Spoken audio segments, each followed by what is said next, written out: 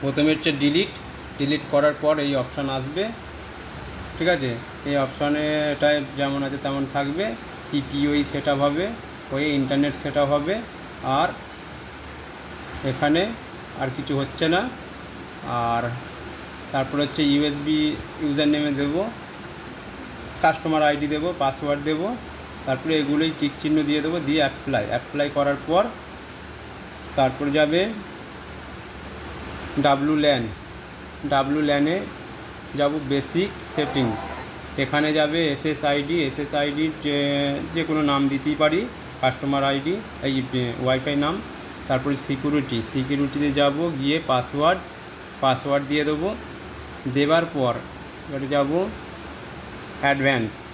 অ্যাডভান্সে যাব, অ্যাডভান্সে যাব। আইপিভি6 ঢুকবো, ঢুকে এটা ডিসেবল করে দেবো, করে এটা কাজ শেষ। তারপরে যাব হচ্ছে তোমার এখানে অ্যাডমিন। যদি রাউটার রিসেট করতে লাগে তাহলে এই অ্যাডমিনে যাব। অ্যাডমিনে